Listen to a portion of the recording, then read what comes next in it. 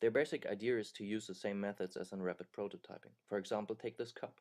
If you want to print it, a 3D model is developed virtually and then printed in reality by a machine, layer by layer. So far, this research was successful. A prototype of a concrete builder is now able to stack concrete and form dynamic shapes. Even a life-size wall could be printed. This is the actual state of affairs in science. We can call these first trials the first generation of house printers. The following one is the first concept of a house printer that's supposed to print 3D life-size houses outside the laboratory. This study tries to define a completely new kind of machine that's able to produce large settlements in a short period of time. It's not completely autonomous, but works together with skilled craftsmen. So how does it look like if we start to print a house? We still need a lot of construction vehicles, but the most significant one is a house printer called contractor. Preparation starts with flattening the required space. In the second step, the excavator creates a trench for the foundation, which is filled with concrete by craftsmen. The contractor runs on especially developed rails that avoid it sinking in the mud. The machine is placed on top with a crane. To reach a specific point in the three-dimensional space, a movement on the three axes, x, y, z, is necessary. The rails form the first one. The y-axis is defined by the height when the house printer starts to erect itself. When it's totally erected, it measures 6 meters. This is the equivalent to a 2-story house. The last axis is defined by the crossbeam, which connects the two limbs. This is where the printing head is mounted. Here the house printer is completely erected and ready for action. Last thing missing is the raw material.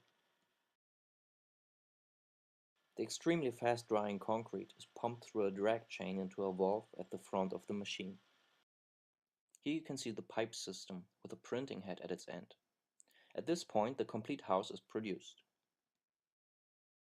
It's led by CAM to a certain point in the three-dimensional room. Here the concrete is hardening very fast, so the first layer is a foundation for the following one. This is how it works in detail. Concrete is extruded by a 4-axle nozzle. Therefore it has a bigger moving range. The print head has 3 different openings to shape specific extrusions.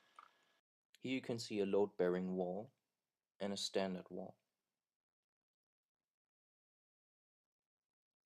The nozzle can produce blockouts for the pipework or electricity that's installed in the house finishing state. With these abilities, the first level is printed. The following task is to bridge the window cutout.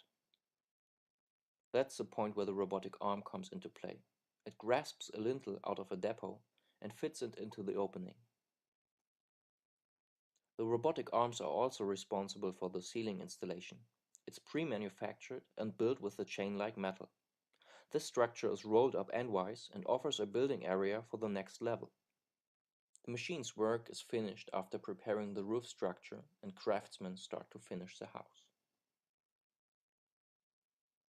This is a proposal how the first printed family house could look like.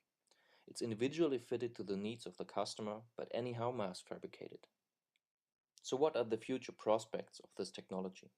Nowadays at construction sites, concrete is the most used raw material worldwide. The vision in architecture is to print sustainable structures which are made of biodegradable substances, like in nature. They get the maximum of stability and the minimum of weight, like nature produces its creations since millions of years. When the contour crafting technology is more advanced, it could print extraordinary structures never seen before.